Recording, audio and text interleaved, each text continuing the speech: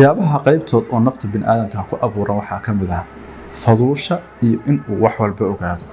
marmarka qaybtood qofka waxaa laga yaabaa inay ku timaado su'aal ah ilaahay subxaanahu wa tacaala ma jiraa.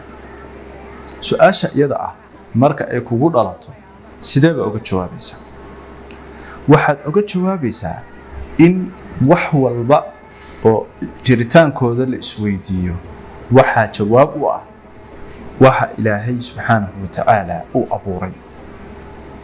qur-aanku sida uu ku sheegay ilaahay wax walba asaga abuuray, alaa lahu alkhalqu waalamr, asaga ayay u sugnaatay abuuritaanka iyo maaragtay go-aankaba. noloshaan iyo jiritaanka adduun iyo aakhiro ilaahay baa xukuma. nafta insaanka ah ee daciifka ah capacity uma laha in ay istiicaabto ilaahay weynidiisa. nabi muuse ayaa su'aal u dhow isweydiiyey, ilaahayna weydiiyey maadaama uu ahaa nabi ilaahay la hadla. wuxuu yidhi yaa rabbi arinii andur ilayk, rabbi arinii andur ilayk. waana ognahay sida ay ku dambaysay oo la yidhi nabi muuse buurtaa eeg. markuu buurta eegay oo ilaahay buurta isu soo bandhigay, buurtii waa burburtay. sida awgeed haddii ay kugu timaado su'aalaha noocaas oo kale ah, waxaa adiga ilaahay kaa qariya waxay tahay aragti gaabnida ku haysata. sida awgeed haddii ay kugu timaado su'aashaas iyo su'aalaha la midka ah, dhibaatadu ilaahay jiritaankiisa maahaane waa adiga waxa kugu gudban iyo maangaabnidaada.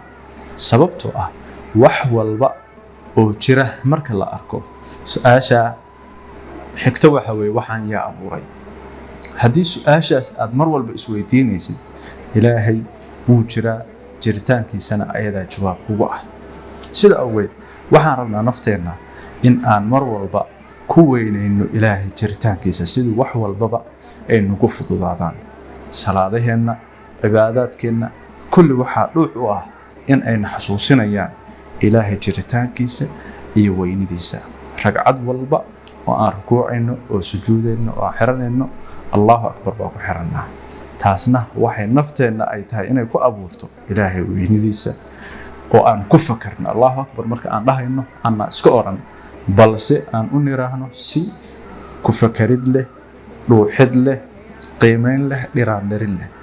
ilaahay jiritaankiisu shaki kuma jiro, ee adiga ayaa waxaa kugu gudban aragti gaabni u baahan inaad uga xorowdid mar walbaba in aad maskaxdaada iyo garashadaada ku mashquulisid ilaahay jiritaankiisa oo wax walba oo jira ay ku tilmaamayaan. ilaahay wuxuu yidhi sanuriihim aayaatina fi laafaaqi wa fi anfusihim xataa yatabayana lahum annahu alxaq awalam yakfi birabbik annahu calaa kulli shayin shahiid.